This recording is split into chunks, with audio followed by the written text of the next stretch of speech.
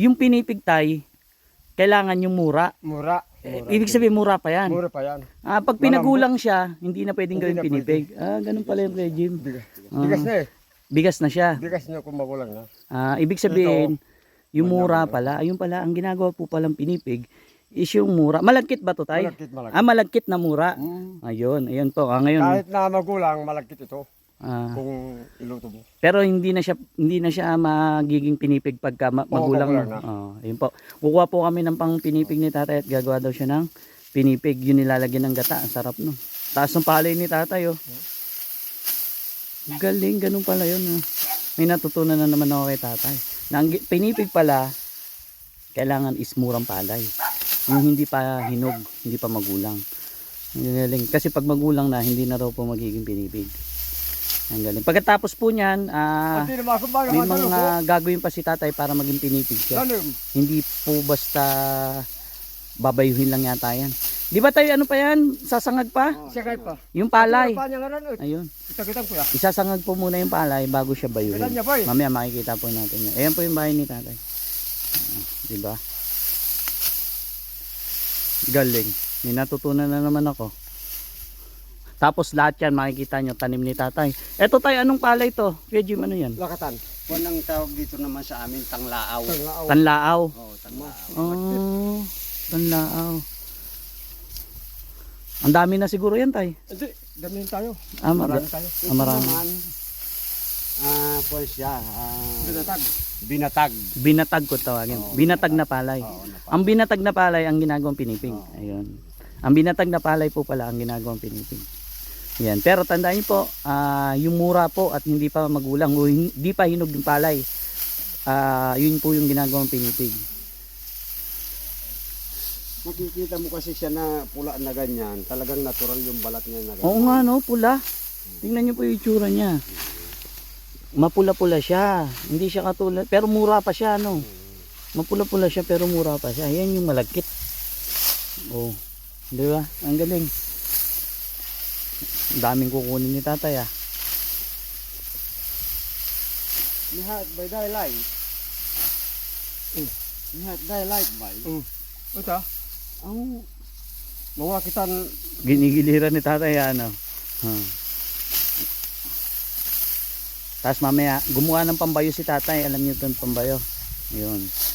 Pagkatapos po niyan, dadali natin dun sa taas at tingnan natin kung paano nila hihimayin o tatanggalin dito sa tangkay yung mga palay. binundok. Ba't binundok? Kasi kakaiba dito. Ito. Kakaiba kasi yung pangalan ng palay sa amin. Ayun po mga tropa, gagawa na tayo ng pinipig. Abangan nyo po yung pinaka-exciting na part na paggawa ng pinipig ng mga kababayan natin dito. Kasi alam nyo kung bakit. Isipin nyo, di ba nakadikit yan dito sa, yung bunga nakadikit dito sa may tangkay niya. Papakita ko po sa inyo kung paano nila aalisin niya. Yun yung nakakabilib dun. Tapos diretso, pinipig na siya.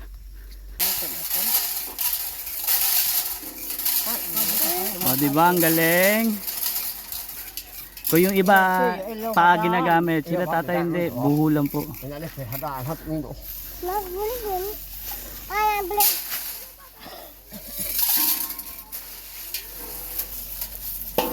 Umalik ko na anak, ayon ko tandahin.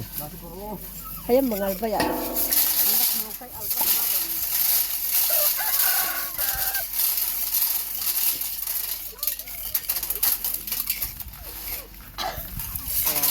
Hahabain niya ba ito? O kadi na prasa. Mamaya. Ate ko tama. Ay, tama. Para ano? Napapasan mo yan.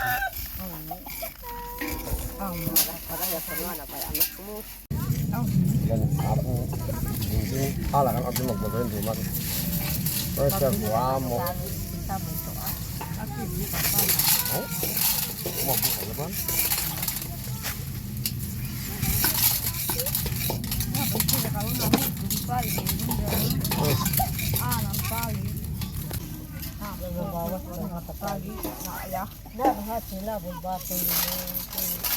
Lakan da jasi.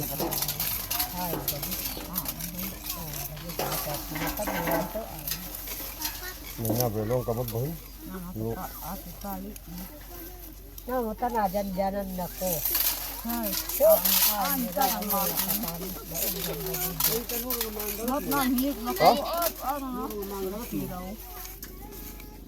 Nalago ka no ut. Isa lang. Duo ka na ro.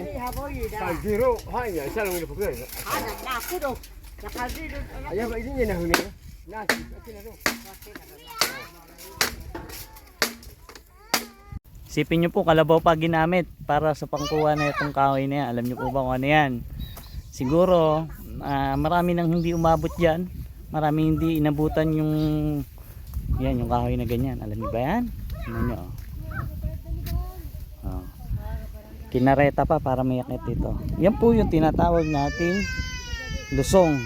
Ayan. Kailangan kasi solid na lagay kahoy para pagka binabayo yung palay, hindi gumagalaw yung lusong.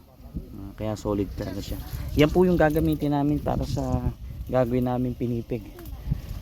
Oh, sino to? Saan galing? Nagapas ka? Ayan po mga kababayan natin. Yan yung lusong. Eto, ano tawag sa inyo nito? Darang. Daranghet. Ayan. Daranghet. Ito yung ginawa ni tatay. Bagong gawa lang to, no? Daranghet.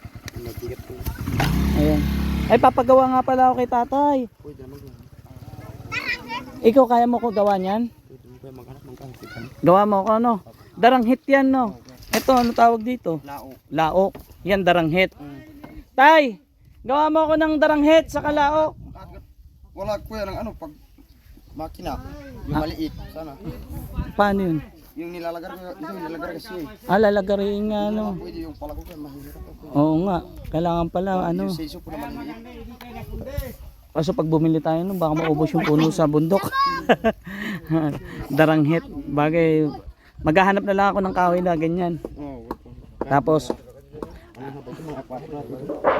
tapos makagawa ng lusong. Lusong po kung tawagin sa amin yan sa Bulacan. Yun po ang gagamitin natin dito sa pinipig. Gagawa tayo ng pinipig. Abangan nyo po yun. Yeah, papakita ko po sa inyo paggawa ng pinipig ng mga kababayan natin dito sa bundok. Nay, ano yun nasa leeg mo?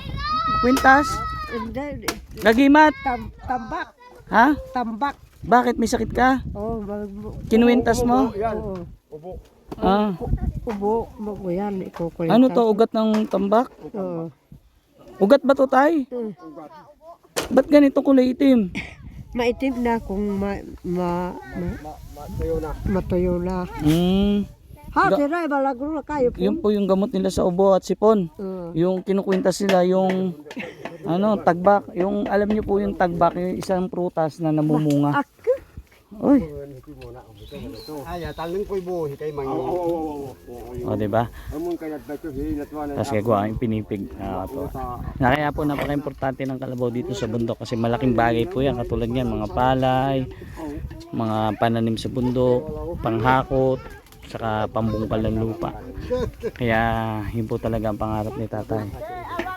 Ang makabili ng kalabaw.